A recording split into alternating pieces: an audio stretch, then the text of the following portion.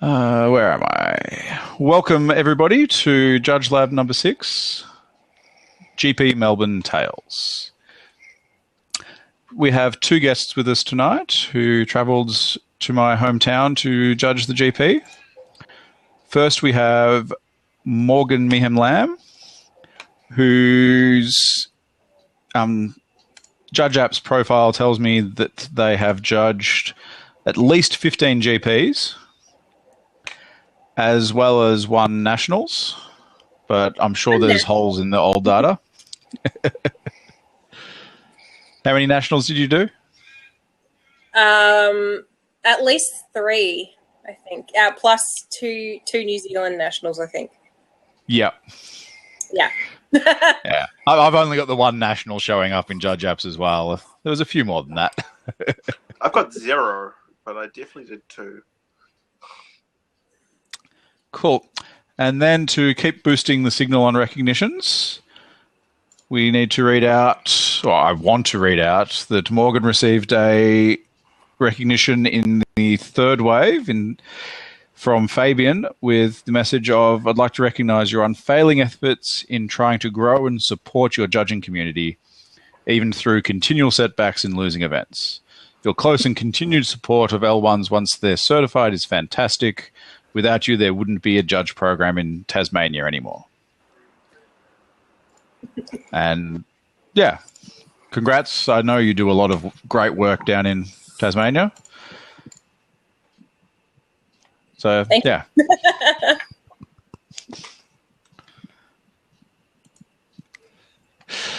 Okay.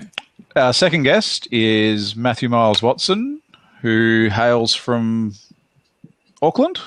Yes. Auckland, good. Whose Judge App's profile shows he's judged at 13 GPs, and as we just mentioned, he's done at least another 2 Nationals that don't show up. And he's been fortunate enough and excellent enough to receive 4 recognitions so far. And he would like me to share his first one, so we don't waste too much. Sure, don't spend too much time on this. Where in the second wave, he received from Nathan Brewer, our RC, the message of, I appreciate your willingness to get involved when there is serious work to be done. Your efforts in helping organise the conference in Auckland and in preparing the travel guide have been outstanding. I remember that conference. It was pretty good. Thank you. It wasn't that bad, yeah. I do say so There was myself. some pretty average presenters in the middle there. I mean, somebody letting me present. Oh, yeah. They let me present twice for some bizarre reason. So, I don't know what was up with that. You mean you let yourself present twice? Well, yeah, but... And we just sat by and watched that happen. Yeah. The tough things we have to do when judging. Totally right. Okay, let's get into the meat. I think we should go with a bit of a chronological attack at looking at how the weekend went and what stories occurred. So, Friday, I was... I'd like to... No? I'd like to start on the Thursday where we had a unofficial judge conference. And I think I was the only one of us 3 to go to it. I had this annoying thing where work scheduled 5 days of training that week, and I just couldn't not go to that. There was My aunt was moving to Vietnam.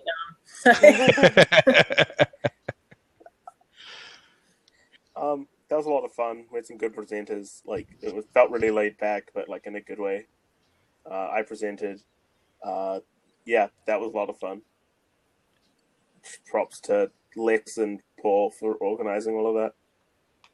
Yeah, no, it's good that they're just so enthusiastic. It's really cool. Yeah. It's great for people not from the host city to organise a conference like that. I mean, I imagine it's relatively easy when you message Fabian or James at Games Lab and say, hey, Can we have a space? And they go, yes. Yeah, it does. And their space is good. It's Yeah, it was very good. I really enjoyed the catch up with the judges at Penny Blue that night. That's what I couldn't make it to because we were too exhausted to travel back out there after checking into our hotel. Yeah. And that was organised by our good friend Mark, who's possibly our most interested viewer at the moment.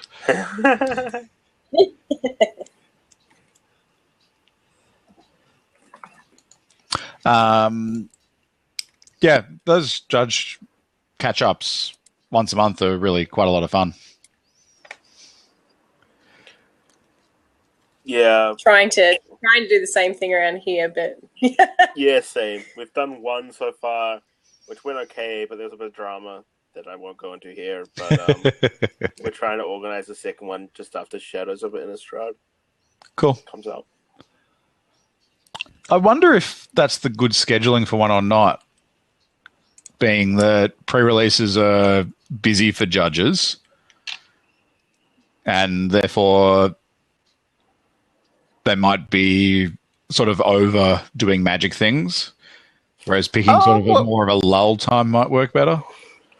Well, we just get together and chat for like an hour or two, maybe. You know, it's like it's nothing too stressful or anything. So the Sunday after the launch weekend, the Sunday should be fine, I think.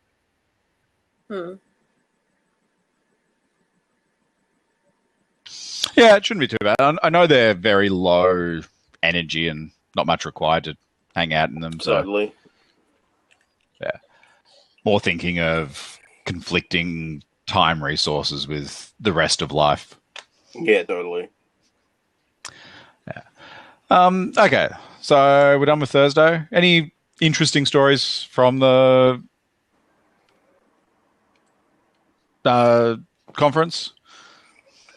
Not really. You know, it was just a conference.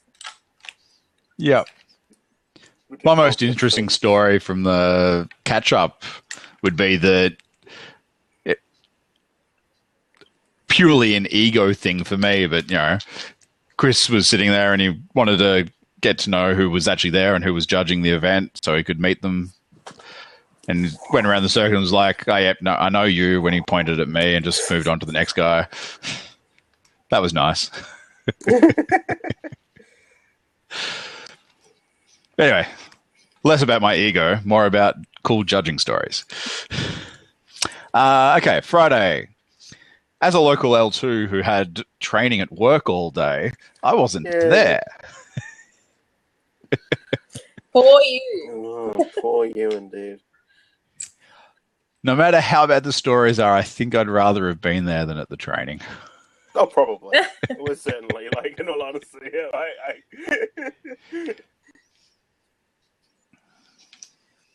Well, I guess for me, Friday opened with our coordinator for grinders, his plane being delayed, which meant that Chris goes to me. Which meant that Chris turns to me at 9 o'clock before a 10 o'clock start and goes, "Hey, do you reckon you could coordinate grinders until Nathan gets here?" I'm like, "Okay." which seemed like it felt okay until the doors opened and 500 people came in. That would have been fun. Yeah, and then Nathan turned up when the 500 people came in. So it was... Yeah. How quickly did the first few actually manage to fire? It was relatively quickly once we started getting through the lines. Like the first 3 fired almost immediately after one another. But after that, it slowed down a little bit, but not by much. Yeah, and yeah, trying to get them out of the queue and into the grinder was, you know, probably the hardest thing, because there was, you know, one huge queue, one slightly smaller queue, both of which had confused people in it. Yeah. So I did hear complaints about queues. The queues were kind of bad, but like, in all honesty, I'm not sure what could have really been done about them outside of like having far more people than they had to do them to register people. Do you think it's plausible to pre-register for grinders that start at 9 or 10 and then the first on-demand ones start an hour later? That sounds good to me, but like I just think that managing all the decklist submissions and stuff for constructed ones could turn into a nightmare. Like it already was kind of bad just for the main event, so... Yeah, you just tell everyone they have to turn up with a deck list and it's going to be collected as this sitting at this posted time. The thing is with pre-register, people seem to think that comes with pre-submit my deck list, but I guess you just don't do that. Sorry, you just broke up there slightly. Could you repeat that last sentence? A lot of people think that pre-register goes along with pre-submit your deck list, so there might be some confusion over that. Yeah, I could. You could do it either way. You just can't do a middle way of optional. Yeah. Optional is literally the worst. Yes. So I wouldn't tell a TO they were crazy for going, we're going to start pre-registered with online deck submission mandatory at 10, and the first on-demand with on-site deck list submissions will be expiring at 11.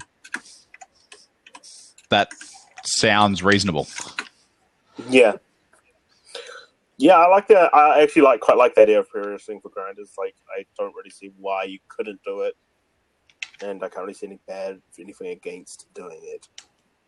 Or at least if you had some kind of all day ticket arrangement, even if those people could pre-register online, and then only if you're doing one after another, you have to actually register on site. Yeah. That feels like you're not going to get over that huge crush at the start so easily. Yeah.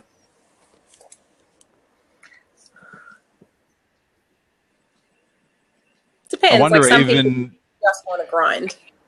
Yeah.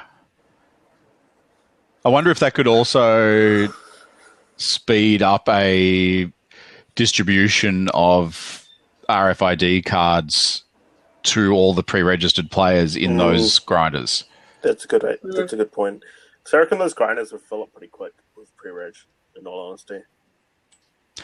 Yeah, but we're not putting a cap on the number of such grinders.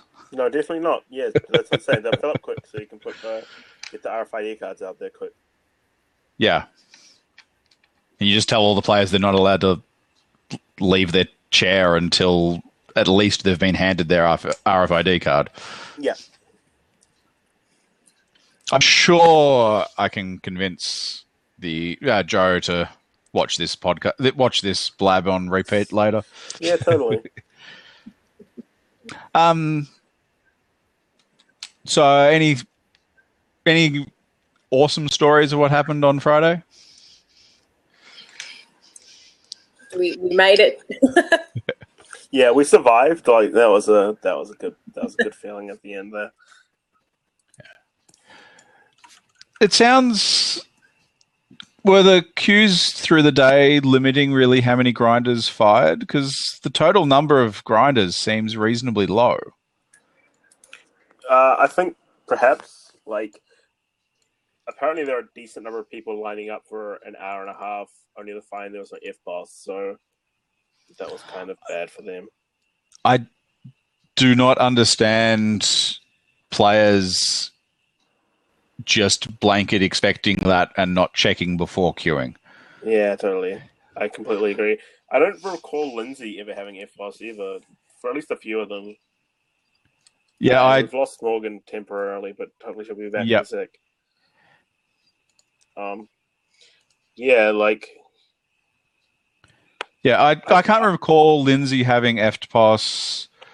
I'm trying to think. I don't think the last GP I went to in the US had EFTPOS. Okay. I know that some of the artists did and things like that, but I can't remember the event staff having EFTPOS at a GP. Maybe at the Sydney last year, they might have added EFTPOS. Yeah, like if they did it right at the end, like at the end of like Lindsay's tenure. Yeah, maybe Lindsay's last event, he had EFTPOS. Yeah, maybe, but definitely not before that. Yeah, I agree. So weird expectation, but whatever. And of the GP venues I've been at, I think actually Sydney's the only one where the EFTPOS machines have not been inoperable at some point on the weekend. Yeah. They can be kind of temperamental. Yeah.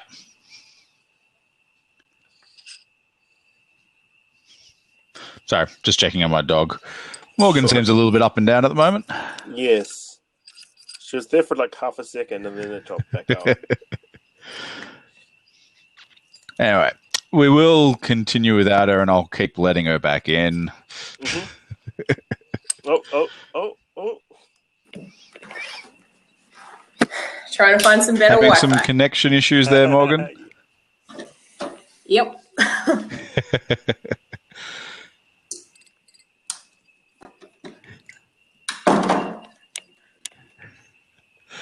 These things happen. Okay. My Friday was fun. I got to bed at 9 o'clock that night to try and get a good night's sleep. It's always good. That's a good... I approve, Gareth. I approve. The other thing, actually, looking at coveragey side of Friday, apparently only 2 Eldrazi decks won their grinders. So there was 12, only 2 got won by Eldrazi. That's rather interesting, I guess. Yeah. I mean, it's a relatively small sample size with singular limb, meaning randomness happens. Yeah, totally. So the main event factors are much more important. Yes, totally. So let's move on to Saturday. Despite me getting to bed at 9 o'clock on Friday night, I was on the late shift, so I didn't need to be there till 11:30. Great. But I knew I needed to get the sleep early because we've got a dog that wakes us up in the morning too much, who's currently licking the oven mitt. And now has proceeded to lick the bottom of the oven, as she continually does.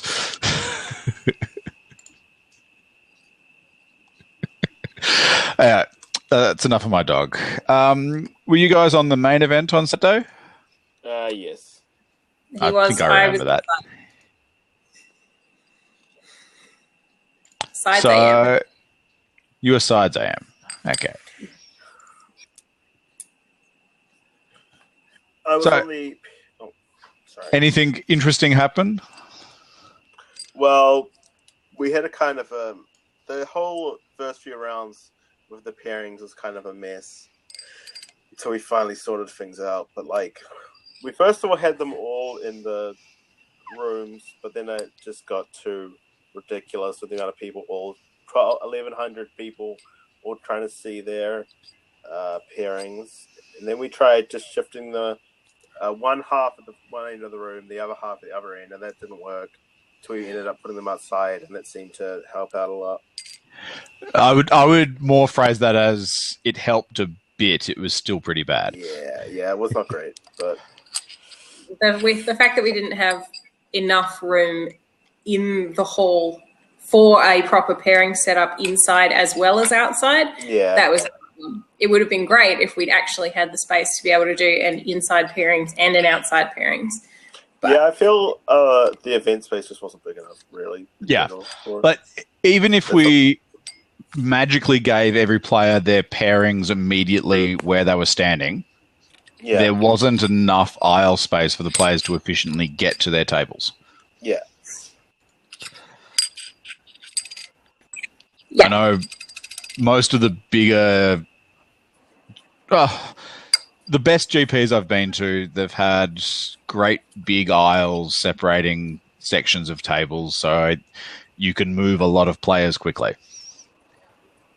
Yeah, now, and on the Saturday, there was not even really a lot of room to move people down the side of the tournament either. So it was not only through, but around. It was difficult. Like in the morning, when the players first got up to find their seats, I had to stand against a wall so that I was out of the way. Yeah. I just flattened myself against the wall because there was nowhere for me to be out of the way. Yeah. Because there was 6 or 7 rows of tables in the main room? Something like that, yeah. But there wasn't really any breaks in those tables wide enough for 2 people to walk through. There was 2 breaks about 1 person wide. Yeah. They didn't even go straight across the room. The side events tables meant you had to zigzag through that break in the columns. Yeah, that we had to put in, I think, 4 or 5 extra side events tables, and the first way they were laid out, there was no gap at all. Yeah. And you can imagine Ryan running in to fix that problem pretty quick. Oh, gosh. Yeah. Yeah. So let's get off tournament logistics for a bit. Any rulings that kept occurring for you guys? I was on Highlander, so... I got the usual swathe of questions on like Blood Moon, Spreading Seas, that kind of stuff, but there's nothing that really stuck out to me as constantly coming up. I got 2 Blood Moon questions of Darksteel Citadel. Is it still an artifact under Blood Moon? Yeah, we got that one. One of the ones was in round 9, and the guy followed up with the amazingly smart question of, can they still tap it for mana?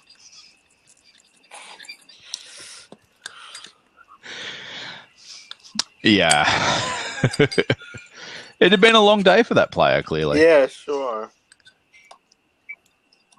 I got a question involving both Blood Moon and 2 Spreading Seas that have been played before and after the Blood Moon.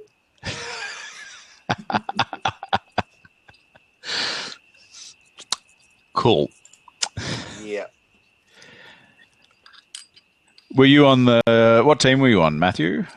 Pairings. Cool.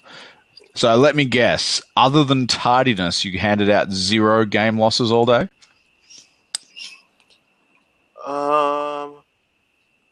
I might have given out 1 for presenting, and yeah, that's right. I gave it 1 for presenting an illegal deck, I think. Oh yeah. Or was that on that Sunday? Can happen.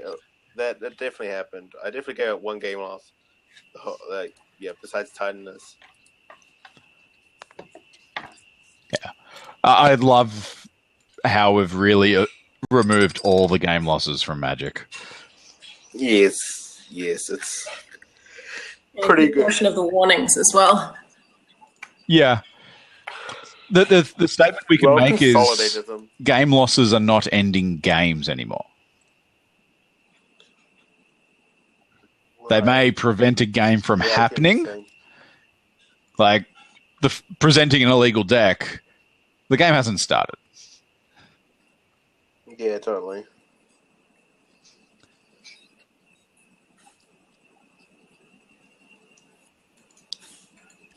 What was your opinion of having the teams on Saturday for the GP? The shifts, I mean, shifts.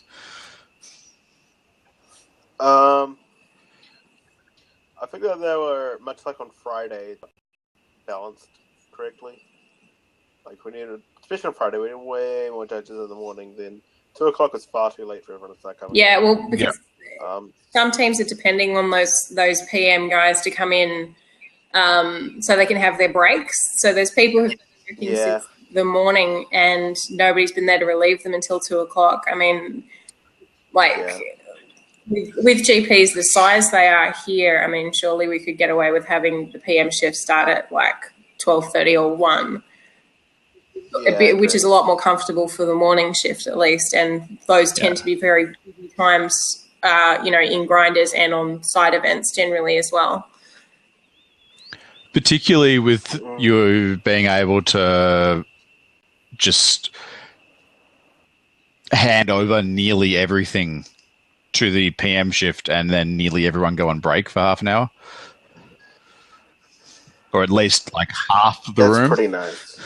Mm. Yeah, totally. So, but when you're starting that at 2, that means some people aren't getting their break till 3, which is pushing when I would like to eat lunch a long way. Well, you've probably been out there for 7 hours. Maybe you've had a 10-minute break. Like, that's ridiculous. Yeah. No, and that happened, unfortunately. So I did like on Saturday how was it the pizzas turned up for lunch? That I like that in that even if you don't get a break, you can find 90 seconds to eat a slice of pizza. I and my AM side events team missed out. Really? And I missed the judge photo. I was devastated. I made the judge photo by about 2.5 seconds. Yeah, that's right. I remember that. Yeah, I remember you showing up just in the nick of time. The other bit there was so the judge photo just worked for me this time. I didn't make the judge photo in Sydney, which that was the first judge photo I'd missed. I've yet to miss one, I think, but I'm sure it'll happen one day. It will, if we judge enough events. Yeah. Sorry for the laugh there. My wife just arrived home and managed to step on the dog, and it squeaked. Oh, no. Pretty much that sound was a squeak. It was really funny. The dog, not the wife, gets very excited and just runs around and tries to be under your feet continually. And wife is home for 2 minutes before she has to be at the restaurant. It is her mother's birthday today. I see. Okay. So, yes, we had 1,105 players. I was interested looking at the standings. Only 45 players ended up on 0 points. So that means most of the people who went 0-4 kept playing for a while. Yeah. I suppose by that which point is sort of understandable. It's understandable when you've paid like $90, $95 to play. Going 0-4 drop isn't everyone's idea of the right way to spend the weekend. Totally. I think the side events probably started at slightly odd times for people. So by the time their 0-4 drop would have happened, there wasn't an event to take them in. Yeah. So, I mean, there was a team sealed, which probably isn't what you're looking for if you've just dropped out of a modern event. And, some other things around the right time. But, yeah, like what are the chances that your two best friends have also gone 0-4 drop? Yeah. Yeah, team sealed, not the best choice there. Or not the best time slot for it. Yeah, definitely. It needs to be later in the afternoon. Particularly with a 3 or 5 slot, then that would have been better, I think. Yeah. Particularly as team sealed is such a I'm going to say spike format. Like, it's a format for people who want to be competitive. Yeah. Two-headed giant is the sealed format for friends having fun. And then only one of your friends needs to suck at Magic, so... Yeah. And to be honest, getting paired up with a random person to play two-headed giant for the afternoon is a lot more fun than getting paired up with two random people to play Team Sealed with. Agreed. No, Morgan, how many players were there for the Highlander? 14. And a couple of them didn't even register for the main event. They just rocked straight up to the Highlander. Or there was one guy who had registered for the main event, but he's like, hell no, I never get to play Highlander. I'm going to go play Highlander. So we had 14 people who were just really happy to be playing Highlander. So it was nice. Those guys are nice. 14 for competing with the main event on Saturday is a pretty good turnout for a niche format. Well, yeah, like at the time we were counting and we're like, 8, sweet. That just had prize wall ticks for prizes, right? Mm-hmm. Yeah. So common event prizes. Yeah. Which is good. I love the prize wall. It gives people reason to play in whatever event they want to play in because they can still get the prize they want. Yeah, no, that's definitely really cool, and they can keep working for it, and it keeps them motivated to play in events throughout the weekend, which is great from a TO's perspective. So,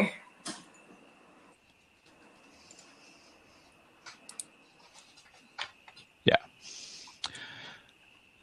Cool. I assume Woody is Woody from Perth, who just joined into the watching the blab.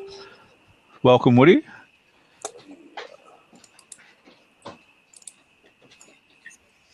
Yeah, it seems we may have given out the wrong link. So we gave out the wrong link, did we?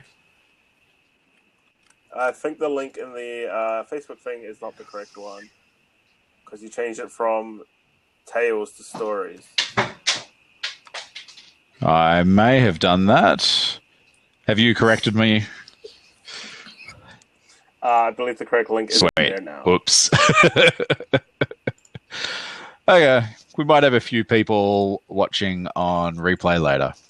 For those joining us at this point, we're chatting about, obviously, the GP stories from GP Melbourne on the weekend. And, yeah. So, yeah, Saturday was lots of fun. We love the fact we don't give out game losses much these days.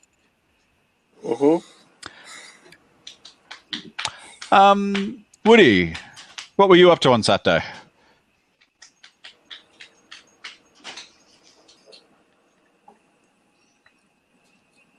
can't hear you, man. Hello, Woody. Are you talking? Can't hear you, dude. he was talking. He needs to fix his mic. Okay. Yeah.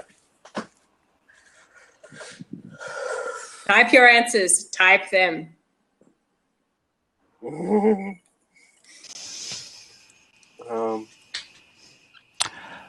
Okay, cool. We'll talk to Woody when he's fixed his mic. Anything else about Saturday that was awesome or terrible? The judge dinner was pretty awesome. Yeah, the judge dinner just ended up getting pretty late was my complaint. It was. I completely agree. It was great, but it was a good venue and all, but it was. And they were having trouble getting the food out in a timely manner. Like, I mean, there were 70 of us, and it probably wouldn't have been so bad if they hadn't had to do 70 meals all at once, which they did, as opposed to being able to do the people who showed up early. Yeah. Because that didn't happen. That said, they're a venue that has 100 seats. If you can't feed And in the type of venue they are, they're expecting a reasonably quick turnover. In normal,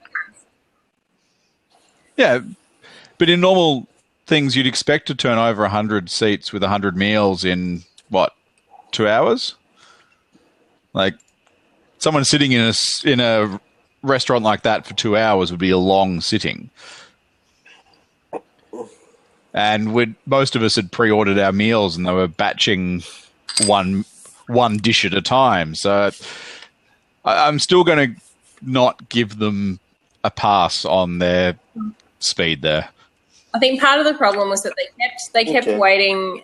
They kept having to wait for more people to show up so that they could start doing the meals, because I think they don't do them one at a time. They were trying to actually do them as a batch, so they needed enough people to show up so they could actually start cooking things as a batch. Yeah. But still, from when the first meal came out to the last meal, that was a pretty long time. Yeah, well, considering, like, I got there first and didn't actually see the last meal come out because I had to go.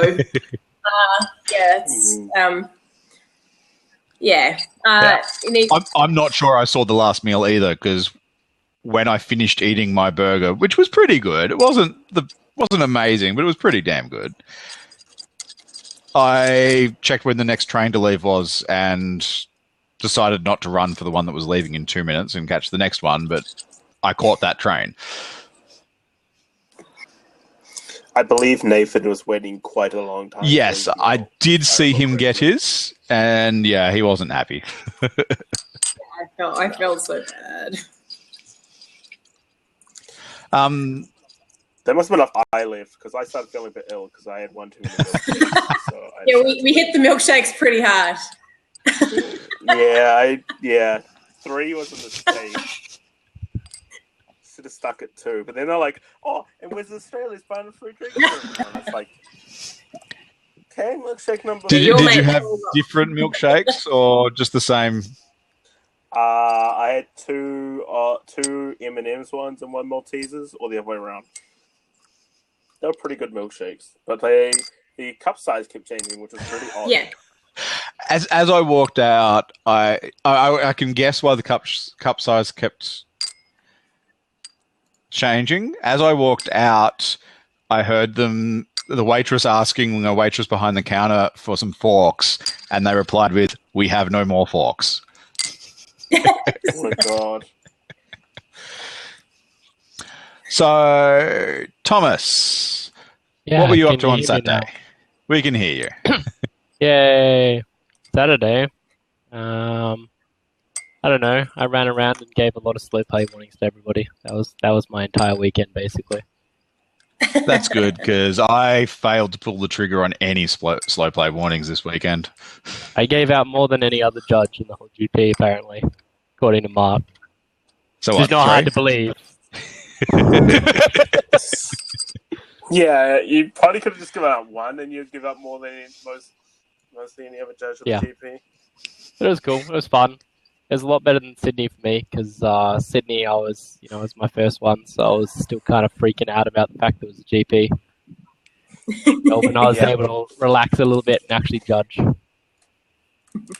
Yeah, totally.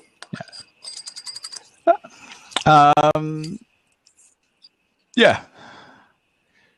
Any interesting rulings happen with you? Me? A guy asked to cut his opponent's deck in between his opponent fetching and searching for a land. It's like he fetched, searched for land, and then searched for another land using a spell. He wanted to cut in between those actions. I don't know. I don't see it. I had some...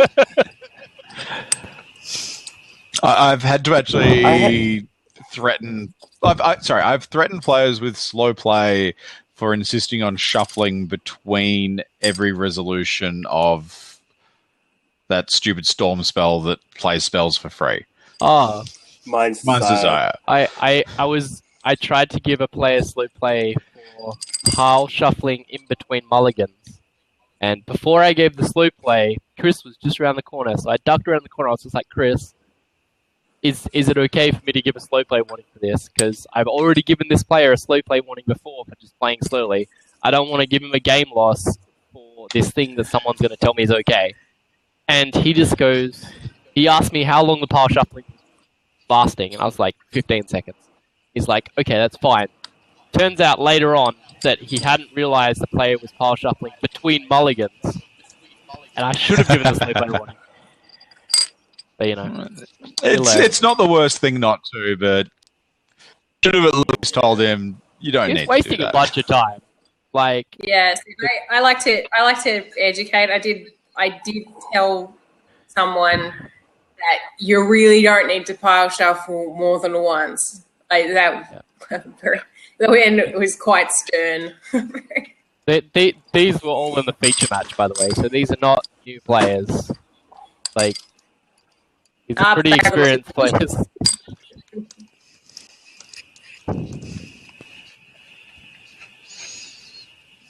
Okay.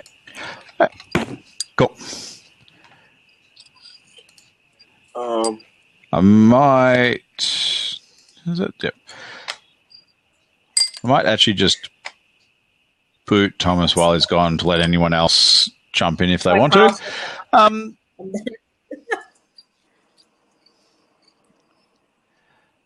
So, I think that's rounding out Saturday. Mm-hmm. So Sunday we had, I believe it was 312 players make it to day 2. That sounds accurate. Which, you know, is still about double the number of players of the first GP I played in. It's about the number of players we had in the first GP I judged in Melbourne many years ago. Yeah, God. Yeah. It was nice that we gave the players a little bit more elbow room for the main event on Sunday. Yeah, definitely. They could actually roll their play mats out. It was great. Yeah. On Saturday, I was called over a couple of times by players going, am I actually expected to play here? And I went, yes, I'll try and ask some people to shuffle along a bit because the people sort of shifted things sideways a bit and some areas ended up a lot smaller than they were meant to, while other people had more than their fair share of space. Yeah, for sure. Not saying they had more space than they deserve, just more than what was fair. There was some players there who had about 10 centimeters. Yeah. Yes. At least one of the times I was called over, the chair for this player had actually gone missing, and I had to ask the players to shuffle aside so I could fit the chair where it needed to go. Right. Yeah. Everyone hear about applying the game that got the new HCE remedy applied for shuffling your hand into your library? Thomas, you're breaking up there for me at least. Hello? Asking if we all heard about the HCE remedy being applied into a player who shuffled his hand into his... Help me, I can't speak. He shuffled his hand into his Thank you.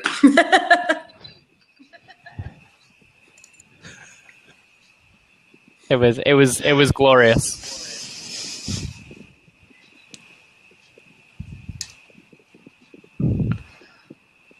I will try to fix my microphone, I guess. I'm just disabling Wi-Fi on my phone in case that's chewing internet and causing my connection speed issues I just had. Okay. How were we all on main event for Sunday? Yep. Yeah. I was. Cool. So we have no idea how side events went, right? Well, I did for the hour I was on side events after I finished the main event, but other than that. I hear it was chaos all the time. Yes, the most stressful part of those whole 8 or 9 hours was going to sides for an hour. Like that was the most stressed I'd been all weekend. Yeah. Yeah. Yeah, we all did that little hour or two at the end of the day on sides, and that was. I managed to avoid it by just going on the top 8. Sure. Yeah. It was a good move. Yeah. Seems like it. I think there was just a lot of issues with space allocation.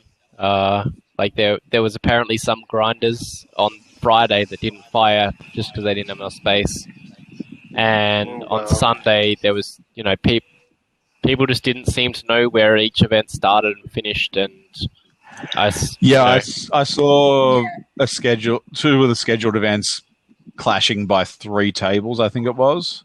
Yes. I mean, gosh. That happened, and it was on the event that I was helping out with, and that was great. It was great. Yeah, you'd like to think software could prevent this and raise alarms when doing things, but I know we're still talking about Whir for side events, and multi-event awareness for Whir sounds like a complete pipe dream. Yeah. Yes, it's just maps and talking.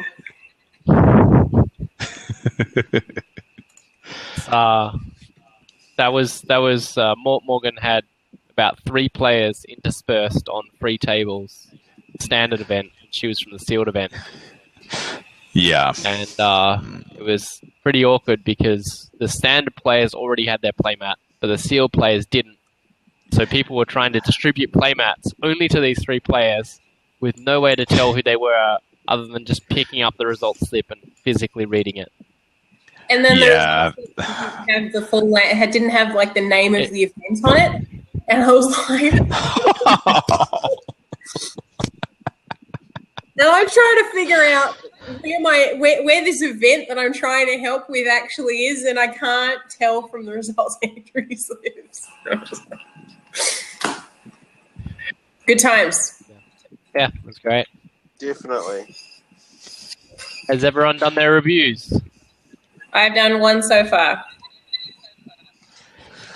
I got a sentence into 1 review.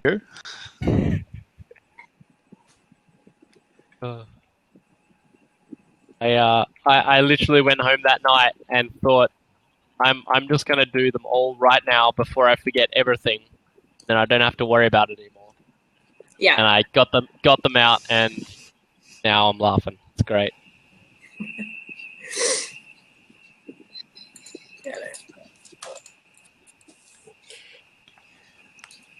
Okay. Just checking, it is my end that's stuttering, right? Everybody else is hearing each other fine? I'm hearing people fine, but Morgan is cutting out a bit video-wise. It's because she's trying to stream from Tasmania. It's a long way to go. Yeah, that's true. Yeah, my bucket has to walk so much further.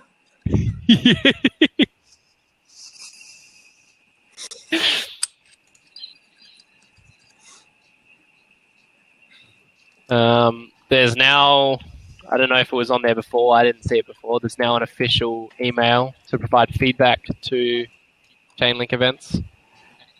Mm-hmm. Which is on... Do you have that link to paste in the chat? It's... Yeah.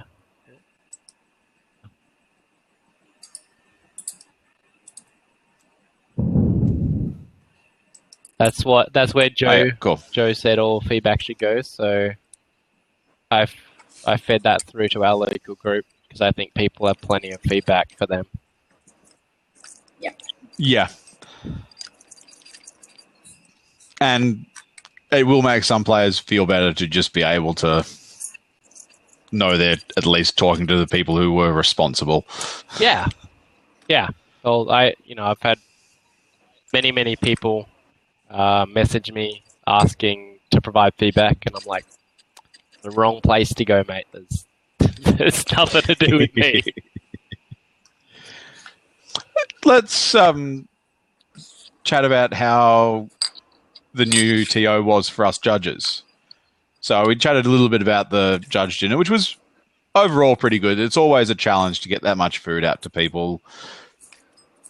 I think the best judge dinners I've seen from that regards either were buffet or just completely were just cocktail style events. Yeah. I mean, I think from TO perspective, that dinner was fine. There's no way to know that venue is going to deal with that kind of food in that way until it actually happens. Yeah. But I just don't think I've seen a venue cope. Ever.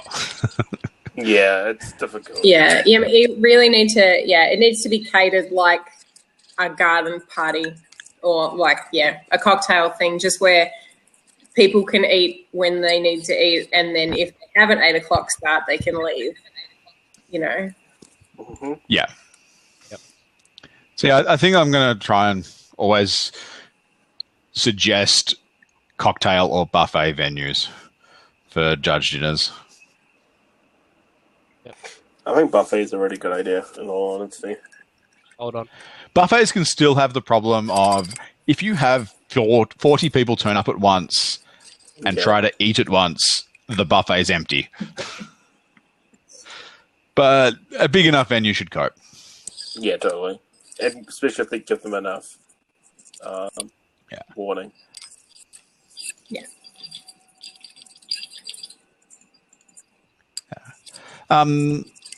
I heard some people complaining about not receiving stipend until Sunday and things like that.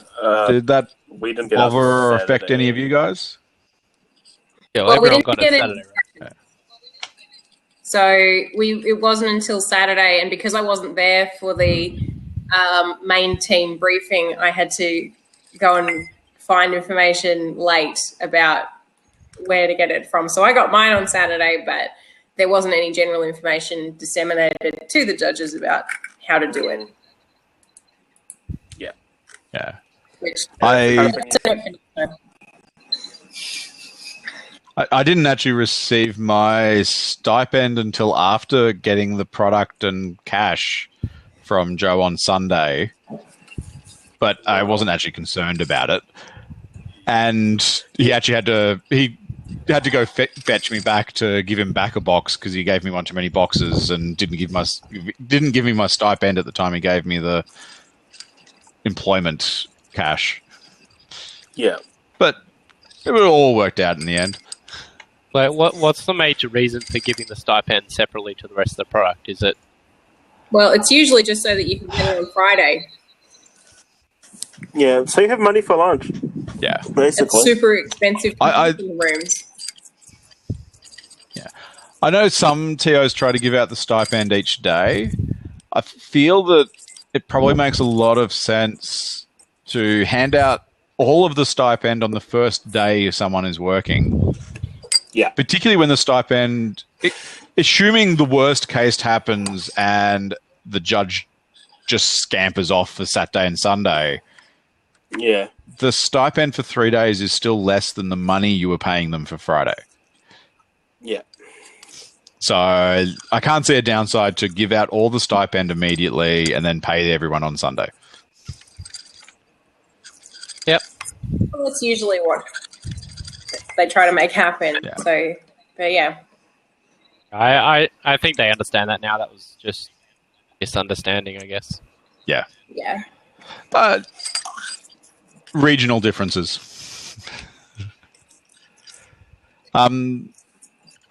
Disappointed not to get a Stoneforge Mystic, but I know that doesn't always happen. We haven't got a GP promo for a very long time. We never got a Gristle brand. We got Batterskull once. That was it. I'm sure I got a Gristle brand at one of the GPs. Not in Australia. Yeah, I might not have.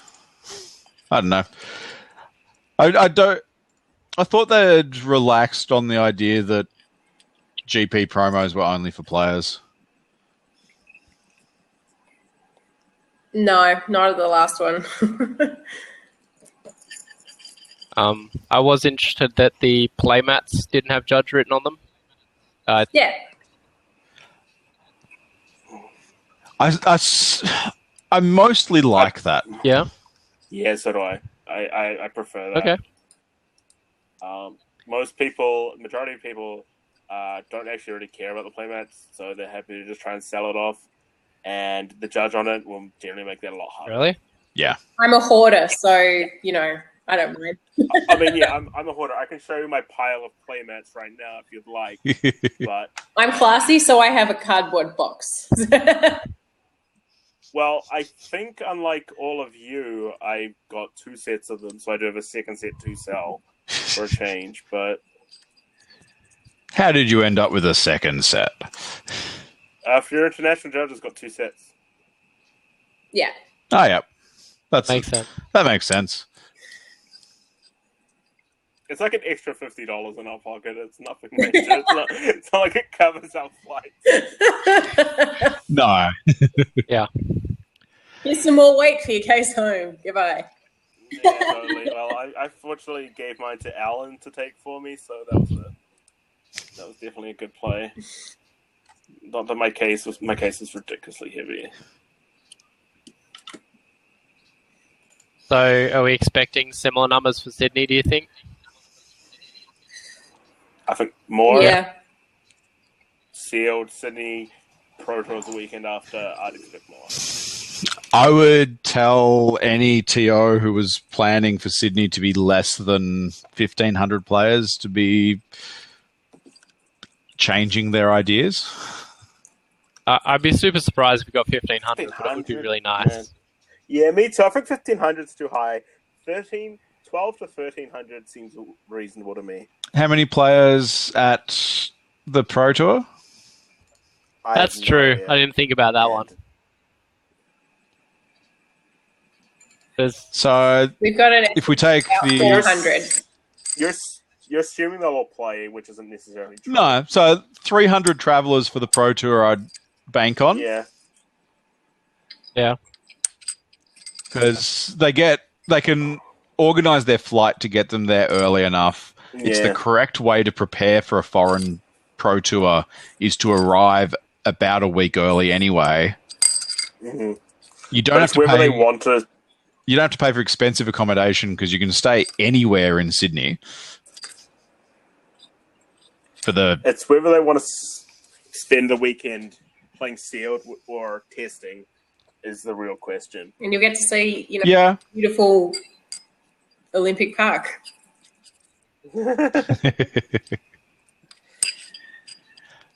Yeah, I just think love how banking on 300. Yeah, banking on 300 international extras isn't a bad idea, and Sydney should be able to get more for sealed than Melbourne got for modern. So 1,400 seems like a minimum. Mm. My guys are planning to travel for it because they don't have to invest in a deck, really. Well, yeah, that's generally why people like sealed, even though it's miserable for us to try and do. At least we won't have to deal with expeditions. Yeah. It's going to be full block sealed, isn't it? I think so. Because it's the Pro Tour for the second set in the Scars as Shadows Over Innistrad block. Eldritch Moon. Yeah. So pros wanting to get some GP experience in sealed when they got a draft PT following it. Like, it says on the Wizards website that Pro Tour Eldritch Moon is standard / booster draft. Yeah. Yep. There are rumors that they are doing another expedition-like thing for Innistrad, but that's just rumors. I would be surprised at them having expeditions in back-to-back sets without seeing how they were received in the first block. Sure, but like I've just heard Innistrad Echoes is what it's supposedly called, and it's going to have like good cards from Innistrad. Matthew, you're a bit quiet there. Is this better? That's better. Good. And as Alan points out, we do have to deal with double-faced cards, so it may not all be great. Yeah. It's double-faced cards is X3 makes it to day 2, so it's a significantly larger portion of draft pods. It's going to be interesting. Yeah, a 1,400 player GP. It's about 300 or 400 people for draft pods. So 400 divided by 8, it's that many pods. Yeah, it's a lot of pods. It's a lot. It's a lot of pods. Did you guys hear about the issue at Melbourne where a player had a double face card in a sleeve provided by the TO? Yeah. Yep. Yeah, that was kind of sad, but that's how it goes. Yeah, I mean... Yeah. Slap on wrist for TO, slap on wrist for player. Yes, the player's slap on the wrist is a game loss. That's what happens when you don't check your own but- sleeves, but... Totally.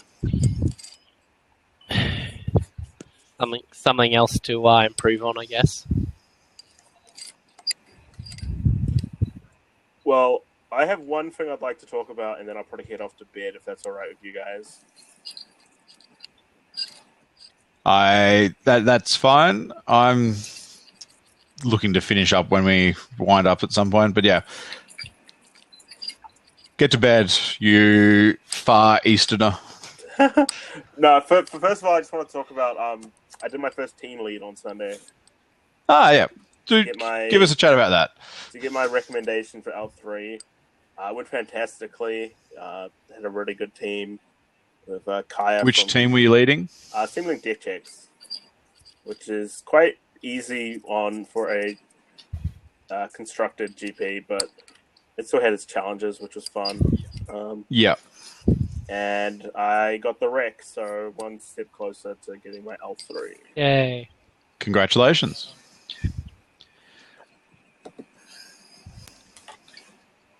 Is there anything that you kind of encountered that you didn't really know how to deal with, being your first team lead? Well, it's like I've done deck checks often enough that I kind of know what to expect. It's there wasn't really anything that surprised me. It was just making sure stuff happened. We were missing some deck lists at the start of the day, which is a pain. Managed to find 2 of them. The TO had failed to print out 2 of them, so we got those 2, and then the other 2 we had to go and talk to players and get them to give us their decks and write down deck lists for them.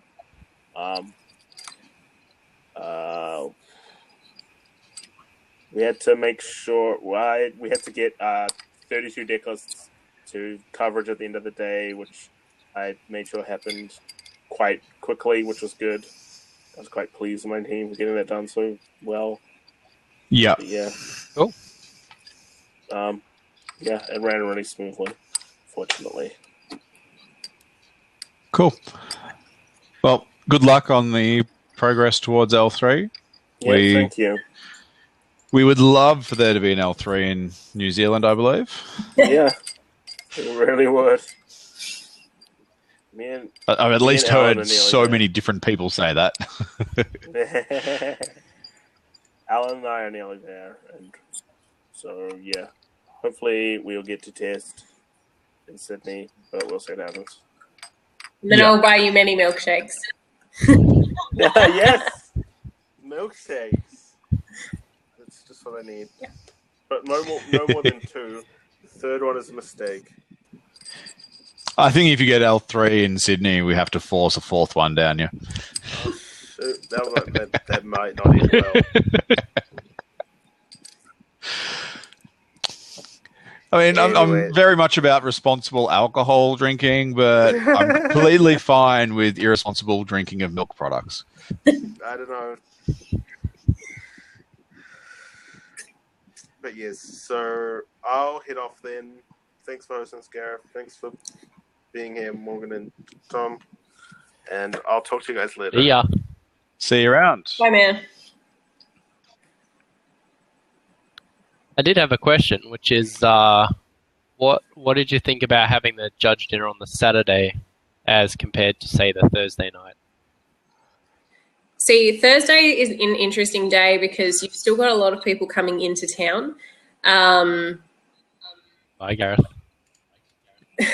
Yeah. You've still got a lot of people coming into town, and, this time, which is honestly the only time in 8 years I actually had stuff on. So, and if it's only Thursday, I would be really sad if I missed it, because I like to see you guys. Hi, Mike. And hang out and chat, and but if we have something small and a time and a place that's accessible that we can all meet up on Thursday, then that's a great option at least. But having something on Saturday or Sunday is good, just because the whole team will be there in all likelihood. Yeah. I mean, having the Melbourne judge meet up there was perfect, I think. Saturday's hard though because you don't know when it's going to finish, and you've got early start Sunday. Yep. Yes. And this is why if we had sort of more of a flexible option for actually being fed, then it works a lot better, because you can at least say hi to the people who come in late on your way out the door. But yeah, having a full sit down dinner for that many people does get a bit tough. It makes it really tough on the establishment too, because I can see how it's difficult to cater served meals when you're not really sure when the hell people are going to arrive. Yeah, absolutely. Let's face it, it's logistically tough to feed 70 people who are working on shifts. There's not going to be a perfect solution, but I think buffet is very, very close to perfect. As close as it gets.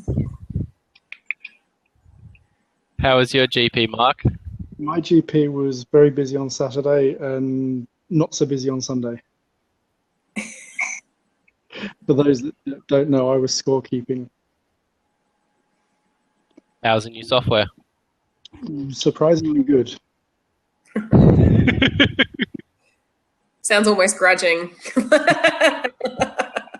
It still has some areas of improvement, but it got the job done, and it got the job done really well. There's a lot of things it does very well.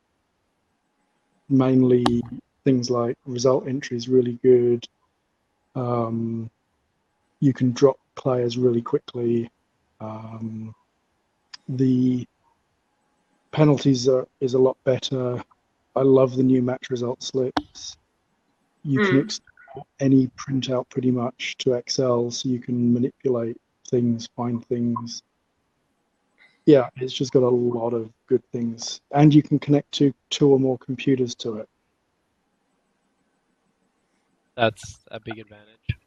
Yeah, and a step up from one guy furiously. I was able to enter results, and Nico was able to enter penalties, and in really, really busy periods, enter results as well. And it was all good. Not a problem with that at all. Can anyone see me? Yes. Yeah. We can see you. We can hear you. Okay. You are back. Back as Gareth instead of judges.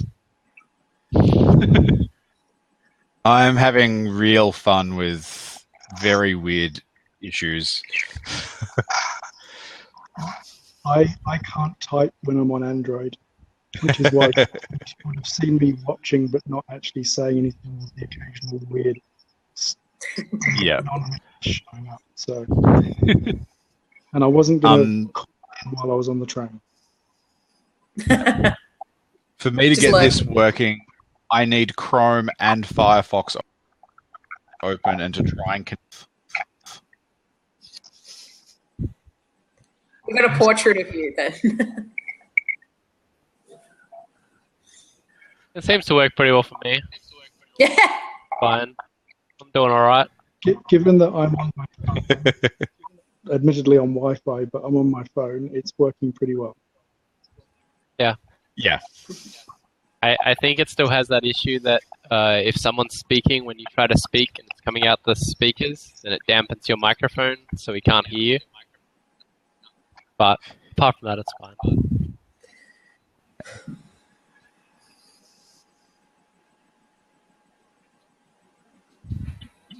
Very pleasant surprise to hear that the new software is better than the old. Can't hear you, Gareth. I can hear you. Can't hear me anymore. I can hear you. I can hear you now. Okay. I was saying it's great to hear that the new software is better than the old. Wouldn't take much.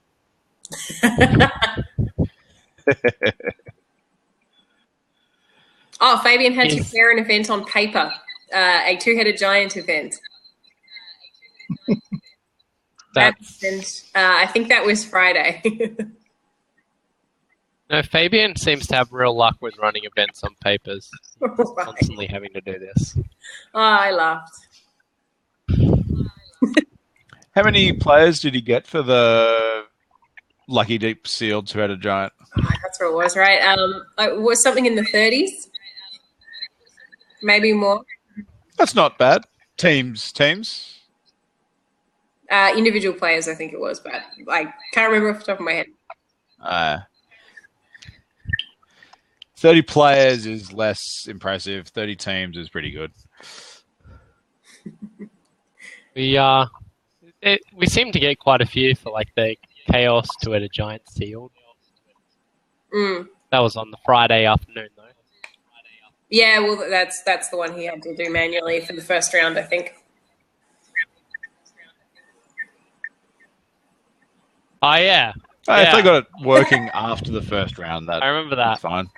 Yeah, there you go.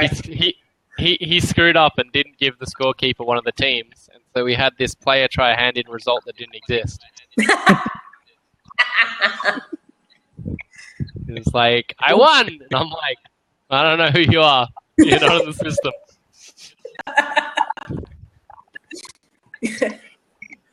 Cool story, bro. Which, incidentally, is where the Chainlink Events software that they're using to register people for events is actually pretty useful because it was almost like a backup of who should be in the event. So in that instance where we had that issue and we had two players who had given results but they weren't in Were, we had no record of them having paid for the system or anything. They just appeared out of nowhere and started playing Chaos Sealed. And it turned out that we could find them in the system because they'd scanned their RFID card and we had their DCI number. We just put them in Were. We didn't have to shout out for them or find them or whatever. Pretty good. Very cool.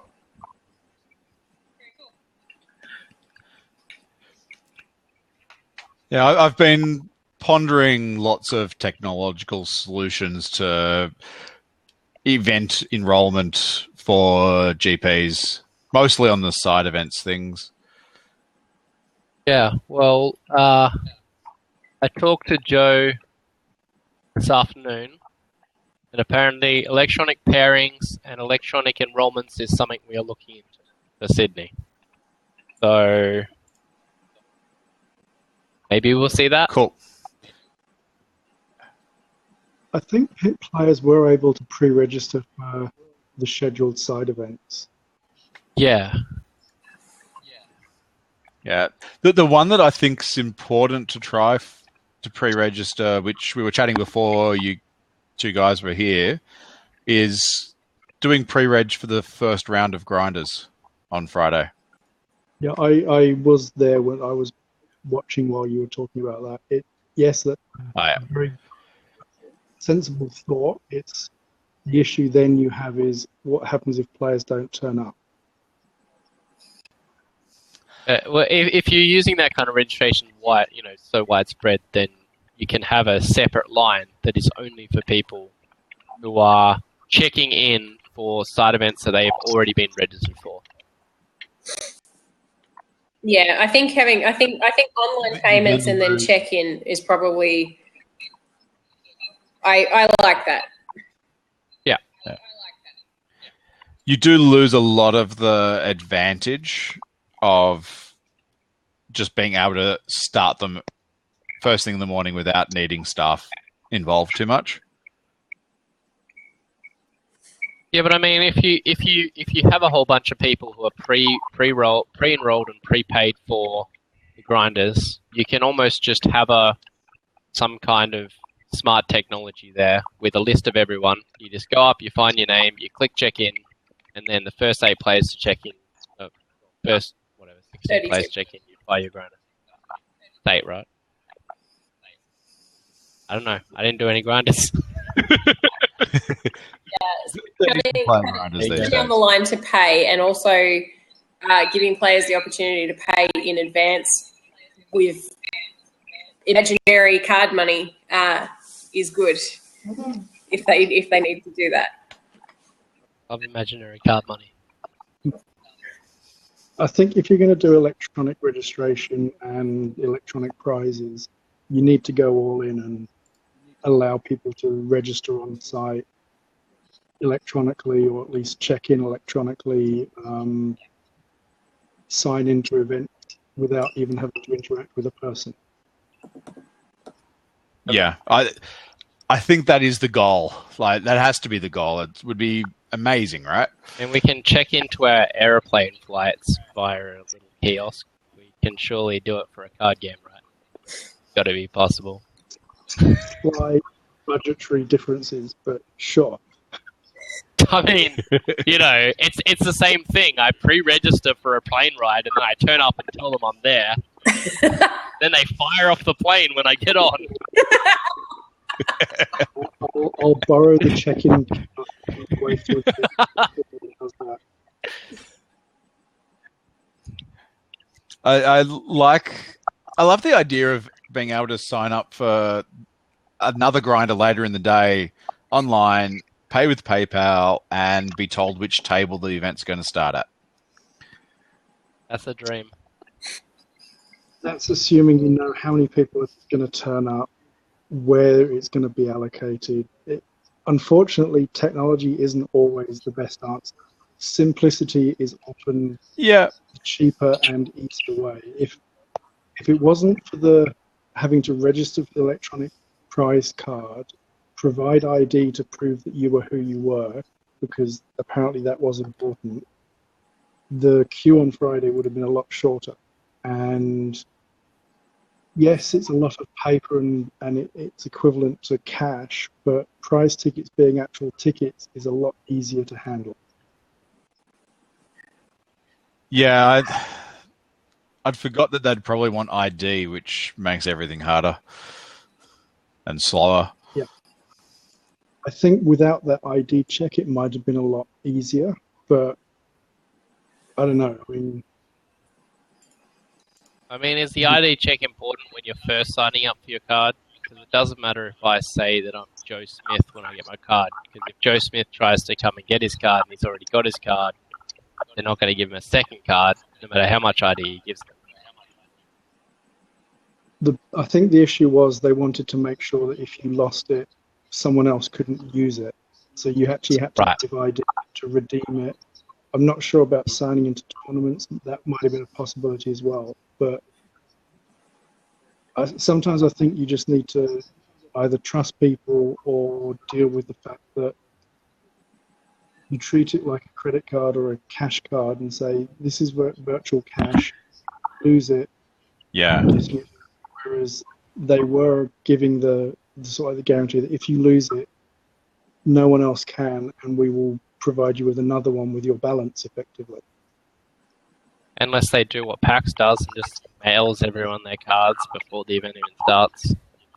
That opens a whole another load of issues, but I mean, it helps. That only works when you sell the event out in advance, so you don't have people registering on Thursday. Well, yeah, but I mean, there's issues and complications, but things like that can be done. that can reduce load. The solution that I sort of like more, that I know is so not going to happen, is them going to a website that you log into, but you log in using OAuth from the Planeswalkers website. Yeah, that's never going to happen. So No. I know it's never going to happen, but it solves all these issues, doesn't it? I mean, I guess the easiest thing would be you have to register with Chainlink, which you would have done if you pre-registered. You set yourself a username and password. That way, you can pick up your electronic card just by signing into a computer. Have iPads on secure stand so that players can register without having to interact with a person. Then they go and pick up their card and log onto another iPad there just to prove that's who they are. Yeah. It's still way more complicated than, hey, my name is X, I'd like to sign up for event Y. And if you win that event, you get given a piece of paper that says it's worth 100 ticks. Yeah. That is still the quickest, easiest, and least likely to go wrong method of handling. I applaud them trying technology, and I think they had glitches that they didn't have in Melbourne at the first time they ran it. But I don't know. I did hear that there were some issues when people were signing up for side events using the card. And theoretically, you swipe the card on the reader, that tells them who you are, gives them the PCI number, you're signed in. I understand there were some issues with that as well. There was also a lot of players at the end of the event trying to redeem their tickets that had a lot of issues. So there was some issues on the tail end of the event. And one thing that I found interesting was people that are used to paper tickets were querying, well, what happens if you want to trade a card for some tickets? How do you do that if it's electronic?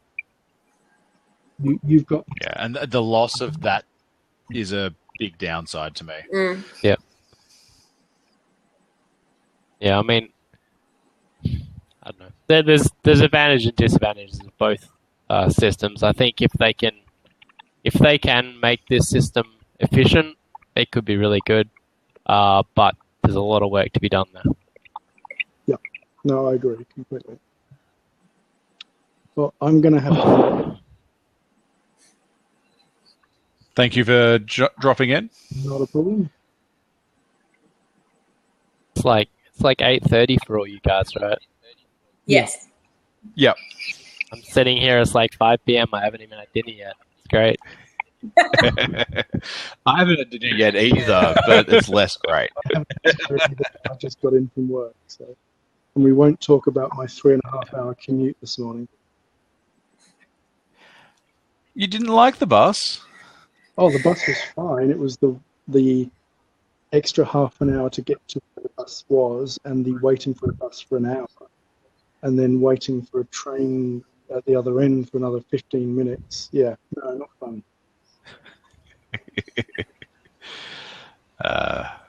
Maybe they should move to paper tickets. What was the... What was the trouble on the line? Someone got hit by a train, shut the line down for about 4 hours, 5 hours. Yeah, it's hard to completely avoid that. Yeah, let's put it this way. The queues for the buses, or the chaos for the buses, reminded me of the Grand Prix. It looked like the same number. Were they worse or? No, it looked like the same number of people, and were arriving in different locations. So people were trying to move around and getting frustrated because where they were standing, a bus didn't arrive, and yeah, it was not good. Yeah. But have a good night, everyone. I'm going to go have some dinner. Enjoy. See ya.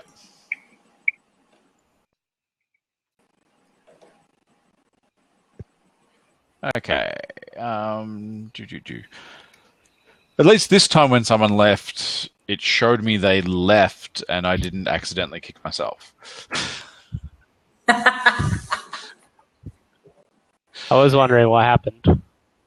Yeah, that was what happened when Matthew left. I had this blank square where Matthew was saying he was failing in some way, and I don't understand how then me trying to kick him kicked me when the squares sort of start in the top left and do normal reading order, and he was the top right, and how do I kill him and kill the... Yeah. I was surprised I didn't kick Morgan by accident. That would have made more sense. So I have a story from the GP, which is... We like stories. Based upon my complete... I don't know, I'm going to say cultural incompetence.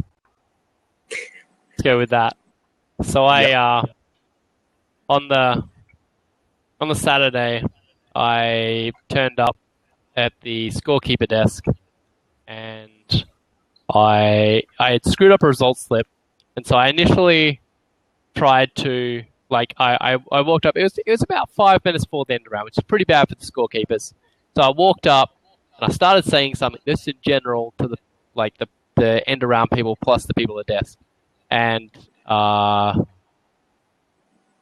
Law was on end around. He's a very, very efficient judge and very straight to the point. He doesn't want to mess around. He just wants the event to kind of fire.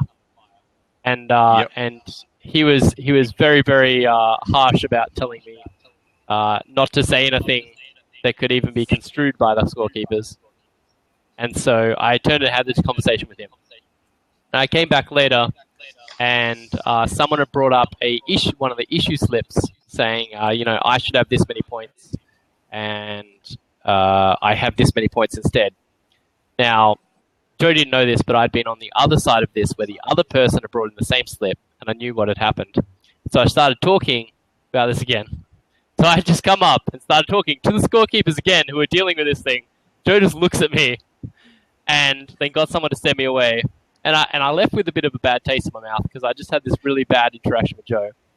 And then I was talking to some people later about it, and I realized that it's just that the judges from his region is very, very good at running GPs very efficiently.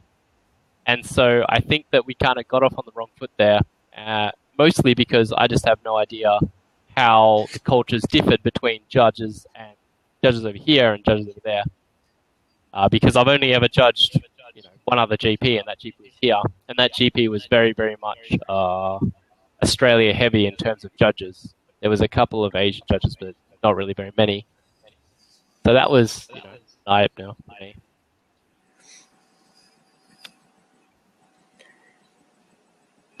Yeah, it's important to try and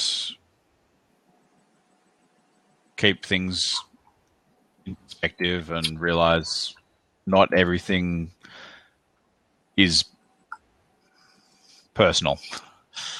Yeah. Well, I initially went away with kind of a personal taste to it. I thought that was a personal issue, and then kind of went away and thought about it and talked to some people about it and realized that it was very, very much just about the different way that judges handle that judging responsibility. And now I submitted a review of Joe, and I've kind of talked to some people about it, and it's all fine. I really actually quite liked that interaction because it taught me a lot more about judging GPs than a lot of the other situations on the day did. But it's interesting that that there can be such a massive divide within the same quite tight-knit community. Yeah. Cool.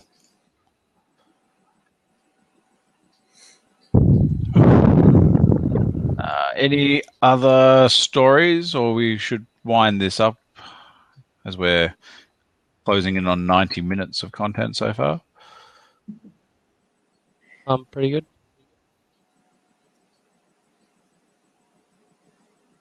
GP was all good. Yeah, I enjoyed it.